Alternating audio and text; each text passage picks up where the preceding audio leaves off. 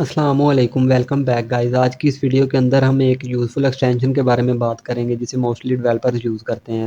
और इसके अलावा लास्ट पर आपके लिए मेरे पास एक छोटी सी एक्सरसाइज है जिसे आप कंप्लीट करेंगे, और अगर आपसे वो कंप्लीट नहीं होती तो आने वाले नेक्स्ट वीडियो के अंदर मैं आपको उसका सोल्यूशन भी दूंगा।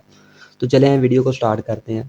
तो आप देख सकते हैं कि यहाँ पर मैंने थोड़ा सा कोड टाइप किया हुआ है और उसके अंदर एक हेडिंग क्रिएट की हुई है। मैं आपको ब्राउज़र ओपन करके दिखाता हूँ। जो हेडिंग हमने VS कोड के अंदर क्रिएट की हुई थी वो यहाँ शो हो रही है। इसके बाद फिर से VS कोड में आते हैं। यहाँ पर एक एक पैराग्राफ क्रिएट करता हूँ मैं 5 वर्ड का। उसके लिए P टैग यूज़ करेंगे, लोरम 5, देन इंटर हिट करें तो आप देख सकते हैं कि 5 वर्ड का पैराग्राफ क्रिएट हो चुका है। फाइल को सेव करें, देन फिर से मैं अपने ब्राउज़र को ओपन करता हूँ। तो आप देख सकते हैं कि अगर तो मैं यहाँ पर वो चेंजिंग देखना चाहता हूँ जो मैंने VS कोड के अंदर की है, तो उसके लिए मुझे यहाँ पर ब्राउज़र को रिफ़्रेश करना पड़ेगा। तो आप ब्राउज़र को रिफ़्रेश F5 प्रेस करके भी कर सकते हैं, और इसके अलावा यहाँ पर एरो के बटन से भी फ़ाइल को रिफ़्रेश कर सकते हैं।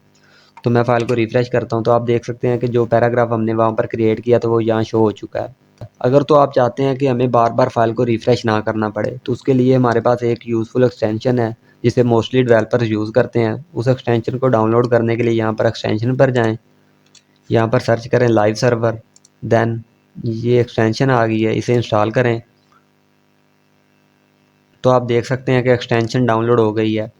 इसके बाद यहाँ पर स्क्रीन पर आएँ और आने के बाद यहाँ पर राइट क्लिक करें तो आप देख सकते हैं कि यहाँ पर एक ऑप्शन आ रहा है ओपन विद लाइव सर्वर। यहाँ पर क्लिक करें तो जो पैराग्राफ और हेडिंग हमने VS कोड के अंदर क्रिएट की थी वो यहाँ पर शो हो चुकी है। इसके बाद मैं नीचे एक और सब हेडिंग क्रिएट करता हूँ H2 सब हेडिंग। फाइल को फिर से सेव करता हूँ और अपने ब्राउज़र को ओपन करता हूँ। तो आप देख सकते हैं कि बगैर रिफ़्रेश किए मुझे जो VS कोड के अंदर मैंने चेंजिंग की थी वो यहाँ पर देखने को मिल गई है।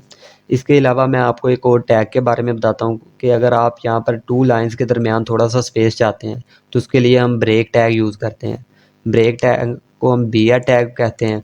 तो यहाँ पर हम BR टैग यूज़ करते हैं। इंटर हिट करें, फाइल को सेव करें, फिर से अपने ब्राउज़र को ओपन करें तो आप देख सकते हैं कि बगैर रिफ़्रेश किए हमें चेंजिंग देखने को मिल गई है। इसके अलावा अगर आप चाहते हैं कि हमारा ये पैराग्राफ 2 लाइंस के अंदर ब्रेक हो जाए और यहाँ से वो ब्रेक हो, तो उसके लिए भी यही BR टैग ही यूज़ करते हैं। मैं यहाँ पर वो BR टैग यूज़ करता हूँ, देन इंटर हिट करें, फाइल को सेव करें, ब्राउज़र को ओपन करता हूँ तो आप देख सकते हैं कि यहाँ पर वही पैराग्राफ हमारा 2 लाइन में ब्रेक हो चुका है।